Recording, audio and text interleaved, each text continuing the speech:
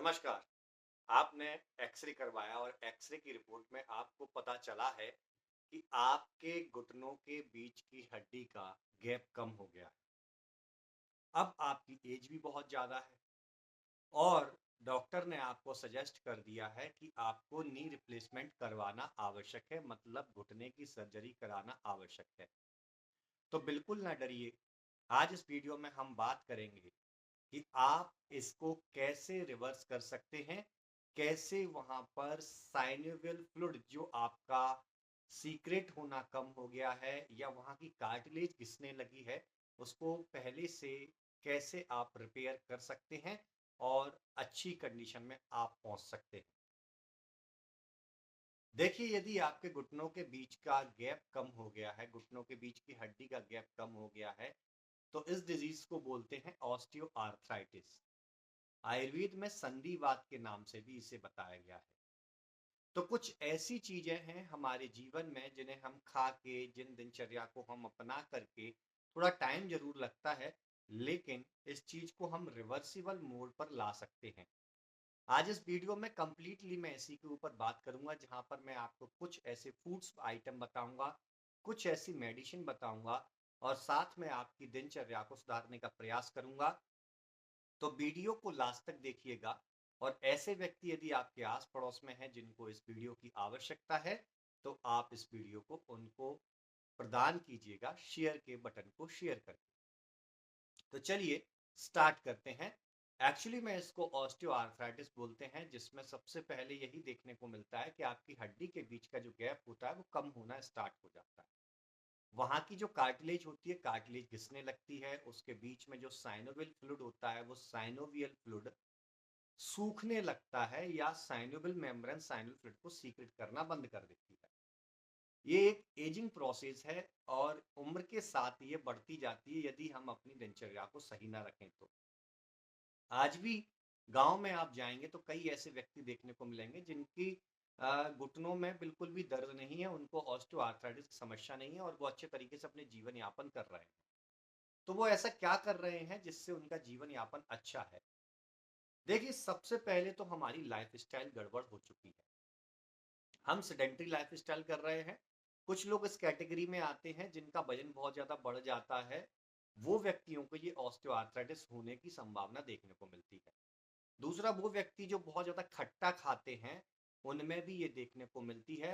और तीसरे वो व्यक्ति होते हैं जो बहुत ज़्यादा एक्सरसाइज करते हैं, ओवरलोडेड एक्सरसाइज करते हैं, बहुत ज़्यादा रनिंग है, बहुत ज़्यादा खड़े होने की उनकी जॉब है, या बहुत लंबे दूरी तक पैदल चलना, बहुत ज़्यादा जिसको आयुर्वेद में अति संक्रमण बोला गया है, ऐसी कंडीशन जो व्यक्ति अपने जीवन में यूज़ करते हैं, उनको ये प्रॉब्लम देखने को मिलती है।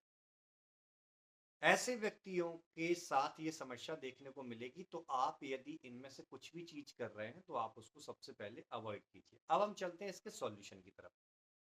देखिए, जहाँ भी आपकी कार्टिलेज घिसने लगती है, वहाँ पर कहीं न कहीं ऑयलेशन की आवश्यकता होती है। और आयुर्वेद में इसको वातज व्याधि बोला गया है, जिसका मुख्य गुण होता है रूक्ष यानी ड्राइनेस।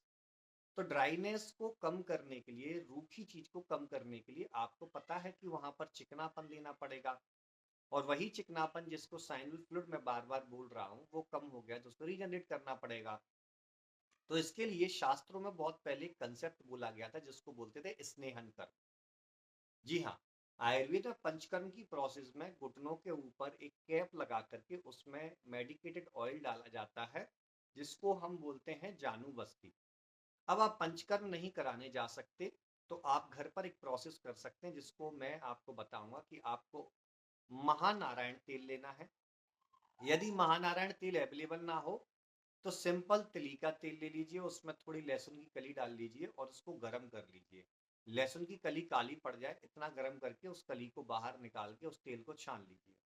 अब उस गुनगुने तेल को आप अपने घुटनों के ऊपर इस प्रकार से मसाज करेंगे, ओनली वन डायरेक्शन में, ऐसा नहीं कई लोग ऐसे करते हैं फिर ऐसे कर लेते हैं या ऐसे ऐसे करते नहीं।